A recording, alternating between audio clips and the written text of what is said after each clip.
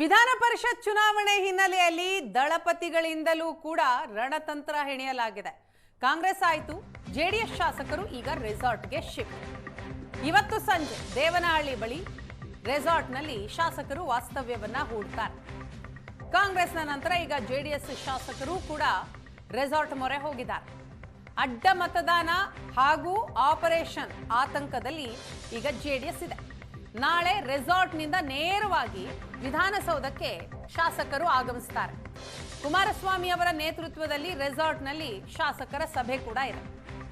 ಎಲ್ಲರೂ ಒಗ್ಗಟ್ಟಾಗಿರುವಂತೆ ಕುಮಾರಸ್ವಾಮಿ ಸೂಚನೆಯನ್ನ ನೀಡಲಿದ್ದಾರೆ. ಪರಿಷತ್ನಲ್ಲಿ ಹೇಗೆ ಮತ ಚಲಾವಣೆ ಮಾಡಬೇಕು ಅನ್ನೋದರ ಮಾಹಿತಿಯನ್ನು ಕೂಡ ಈ ಸಂದರ್ಭದಲ್ಲಿ ಕೊಡಲಾಗುತ್ತೆ. ಗೋವಿಂದರಾಜು ಗೆಲುವಿಗೆ ಜೆಡಿಎಸ್ಗೆ 4 ಮತಗಳ ಕೊರತೆ ಇದೆ. ಹಾಗಾಗಿ ದಳಪತಿಗಳು ಕೂಡ ರಣತಂತ್ರವನ್ನ ಹೆಣೆದಿದ್ದಾರೆ. ಪರಿಷತ್ ಚುನಾವಣೆ ಹಿನ್ನೆಲೆಯಲ್ಲಿ ಜೆಡಿಎಸ್ನ ಶಾಸಕರು ಸಂಜೆ ರೆಸಾರ್ಟ್ಗೆ ಶಿಫ್ಟ್ ಆಗ್ತಾರೆ. ನಾಳೆ ಬೆಳಿಗ್ಗೆ ರೆಸಾರ್ಟ್ನಿಂದಲೇ ಶಾಸಕರೆಲ್ಲರೂ ಕೂಡ ನೇರವಾಗಿ ವಿಧಾನಸೌಧಕ್ಕೆ ಬರ್ತಾರೆ. ಬೆಳಿಗ್ಗೆ 9 ಗಂಟೆಯಿಂದ 4 ಗಂಟೆಯವರೆಗೂ ಕೂಡ ಮತದಾನ ಇರುತ್ತೆ. 4 ಗಂಟೆಯ ನಂತರ ಮತ ಎಣಿಕೆ ನಡೆಯುತ್ತೆ.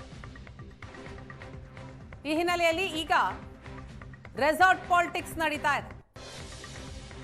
ಜೆಡಿಎಸ್ ಮತಗಳ ಲೆಕ್ಕಾಚಾರವನ್ನು ಕೂಡ ನೀವು ಸ್ಕ್ರೀನ್ ನಲ್ಲಿ ಗಮನಿಸ್ತಾ ಇದ್ದೀರಿ. 18 ಶಾಸಕರಿದ್ದಾರೆ. ಬಿಜೆಪಿ ಹೆಚ್ಚುವರಿ ಮತ 4 ಇದೆ. ಒಟ್ಟು 22.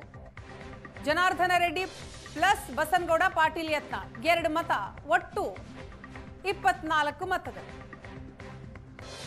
ಮತಗಳ ಕೊರತೆ 4, ಇನ್ನು 4 ಮತಗಳ ಕೊರತೆ ಆಗತ್ತೆ.